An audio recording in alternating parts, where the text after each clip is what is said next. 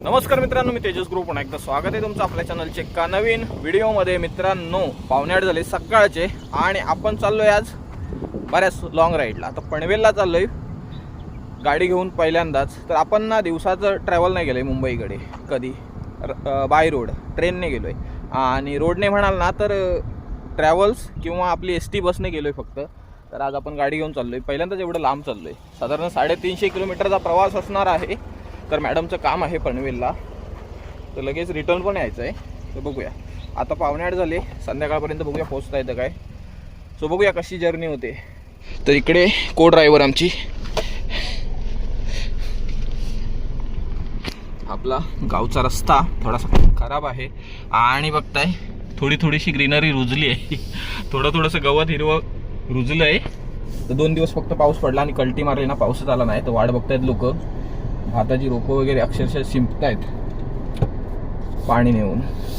लय बेकार पावसाने अवस्था केली। तर चला जाऊया।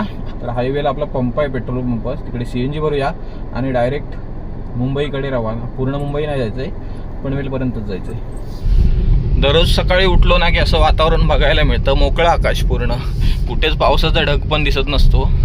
आज पण पूर्णच मोकळं आहे बघा। तर रस्त्याच्या कडेला फक्त थोडंफार गवत रुजलंय, बाकी इकडे सडा बघाल ना तर मे महिन्यासारखाच आहे अजून पण। चला, तर 7:50 झालेत, CNG केले फुल। आता बघूया, मला वाटतं साधारण चिपळूण क्रॉस करेल, खेडपर्यंत कदाचित जाईल ह्या CNG वरती। बघूया किती जाते, ट्रिप लावून ठेवतो।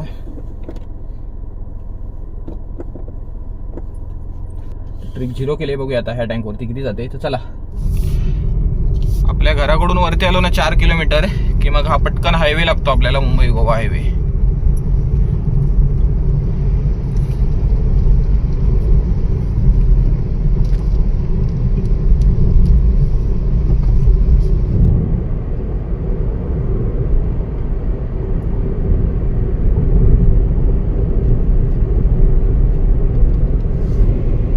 गाडी चालवायला ना एवढं काही वाटत नाही बाईक सारखं। बाईकवरती बसून ना नंतर मग कंटाळा येतो। बाईकवरून मी साधारण चिपळूण वगैरे गेलोय रिटर्न दिवसाला, त्यामुळे बाईकवरती बसून ना नंतर कंटाळा यायला लागतो।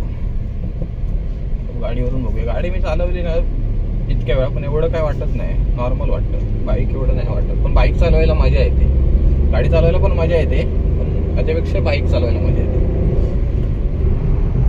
तर 8 वाजले नाहीत अजून, 10 मिनिटं बाकीच होती, तरी पण ऊन बघा कसलं खतरनाक आहे। लवकर उजाडतं त्यामुळे ऊन पण लवकर येतं। हा आपला राजापूरचा मोठा ब्रिज।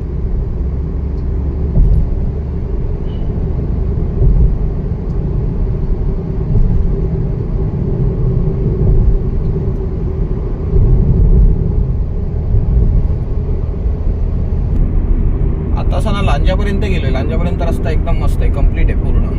त्याच्या पुढे नंतर माहित नाही, लांजाचं मला वाटतं फ्लायओव्हर बाकी असेल कदाचित, ते आता बघूया जाताना। संगमेश्वरचा मला वाटतं चालू झाला ब्रिज।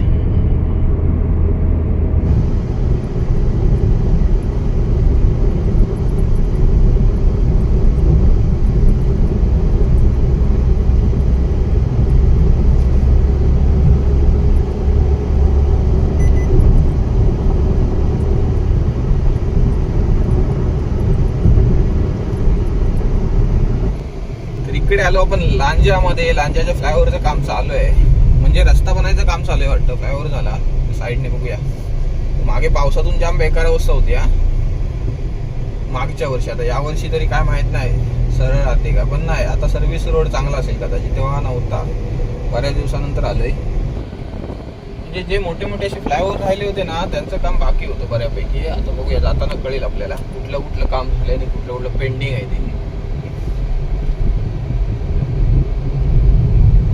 लांजापर्यंत रस्ता एकदम ओके आहे पूर्ण, म्हणजे गोव्यापासून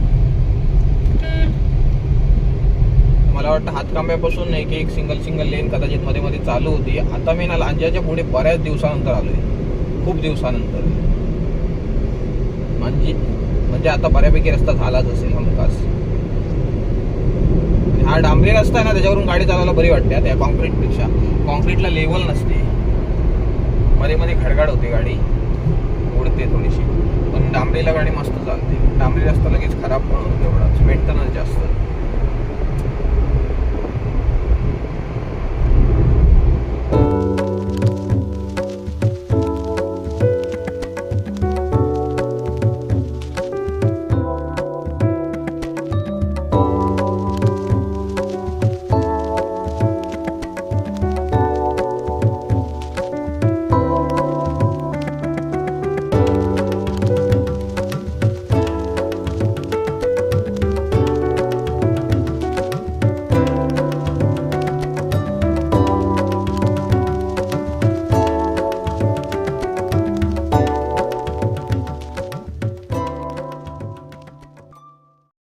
पोहोचलो आपण संगमेश्वरला. संगमेश्वरचा ब्रिज चालू केला बघा, फ्लायओव्हर.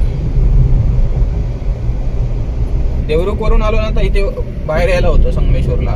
देवरुखचा रस्ता चांगला आहे, पण आता इकडपर्यंत आलो ना बहुतेक रस्ता चांगला भेटला पूर्ण. फक्त मध्ये मध्ये कुठेतरी पॅच असे नॉर्मल भेटले, छोटेसे ते पण. बाकी एकदम रस्ता चांगला होता, मस्त. किती वाजले तुम्हाला सांगतो, साधारण 9:40 झालेत. 9:40 झालेत. आपण काहीतरी 8 वाजता पकडा, राजापूरला थोडंसं थांबलो होतो आपण. 8 वाजता निघालो हातशिवल्यामधून. 9:40ला आलो संगमेश्वरला. म्हणजे मस्त आलो लगेच. चांगला रस्ता आहे, काय वाटलं पण नाही. आता बघूया, चिपळूण पर्यंत तरी चांगला आहे वाटतं.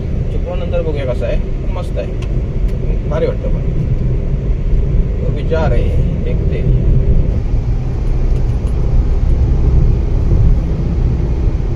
चिपळूण क्रॉस केला आपण. आता घाट आला पुढचा. त्याच्या कुठला घाट आहे कविता?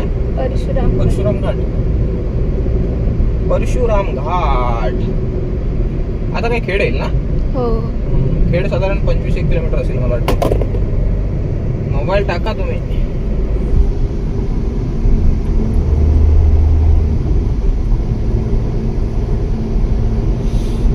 ऍडव्हर्टायझिंगच दिसते सगळी परशुराम घाटात.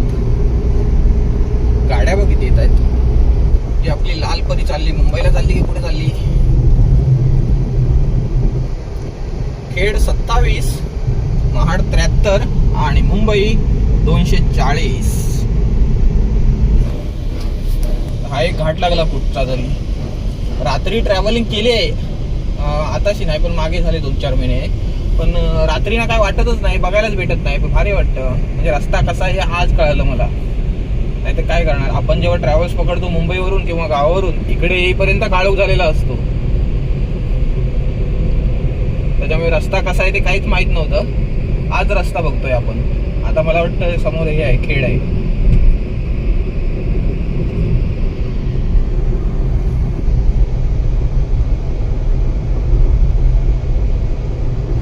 तर मित्रांनो, डायरेक्ट इकडे कशेडी बोगद्याच्या इथे ब्रेक घेतलाय. टनेल मारायचा आहे अजून. हा बघा, इकडे बोगदा आहे, कशेडी बोगदा. वातावरण आज क्लाउडी आहे बघा, पूर्ण मस्त आहे, पण नादखुळा. तर चला, अजून मला वाटतं साधारण अर्धा तास ड्रायव्हिंग करूया आणि कुठेतरी जेवायला थांबूया.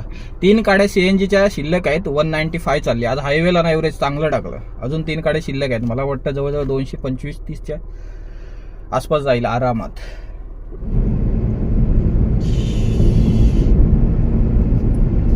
काढून ठेवतो.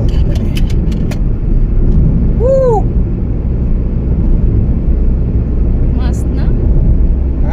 मस्त वाटतंय ना? जबरदस्त ना?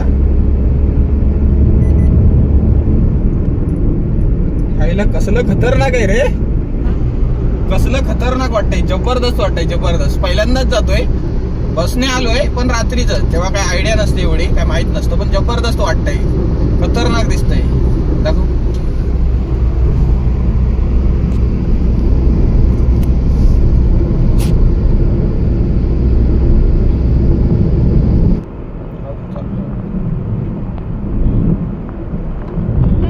भारी वाटत होतं बोगद्यामध्ये, नादखुळा. आणि डायरेक्ट बाहेर आलो ना, एकदम असा उजेड वाटायला लागलाय.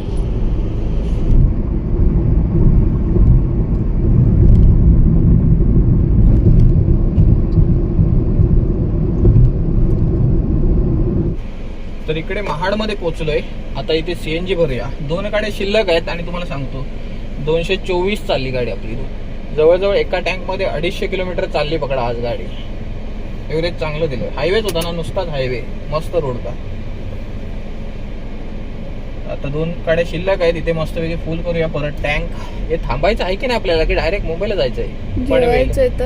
आता जेवायला थांबूया कुठेतरी, पुढे हॉटेल दिसलं की. तर इकडे जेवायला थांबलोय, महाडलाच थांबलोय. पुढे आलो थोडंसं आणि थांबलो इथे. आता साधारण मला वाटतं 120 किलोमीटर वगैरे आहे. कुठलं हॉटेल म्हटलीस? रिद्देश हॉटेल. आणि ही सावित्री नदी विंडोवरून दिसते ती. तर इकडे आपली ऑर्डर आली जेवणाची. घेऊन जायला पाहिजे पनवेलला. चिकन अंडी आहे, चपाती आहे सोबत. रोटीला वेळ लागेल म्हणून मग चपातीच मागवली. फ्राईड राईस आहे. तर या जेवायला या.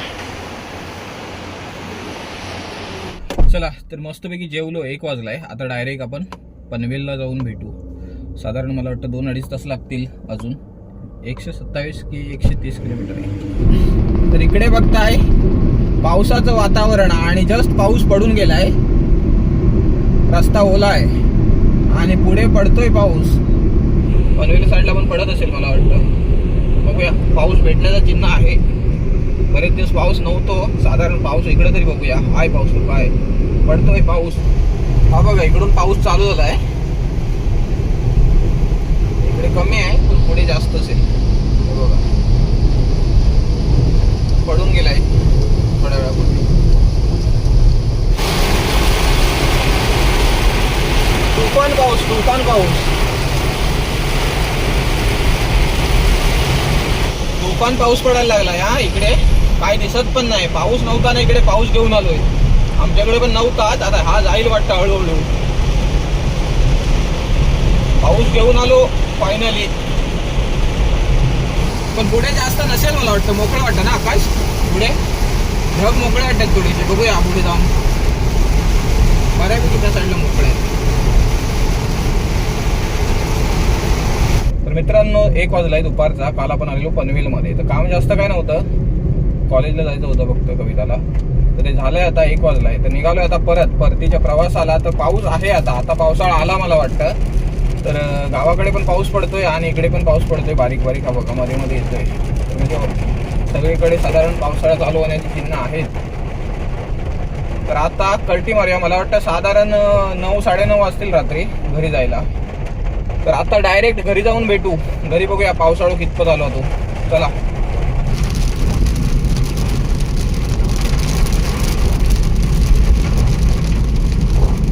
तर मित्रांनो काल रात्री आपण 8:30ला घरी आलो. तरी लवकर आलो. तर इकडे बघतोय तर इकडे पण पाऊस चालू आहे कंटिन्यू. हा बघा छत्री घेऊन बाहेर आलेलो. तर कंटिन्यू पाऊस चालू झालाय परत एकदा. तर 2 दिवस झालेत. तर फायनली पाऊस चालू झाला म्हणायला हरकत नाही आता.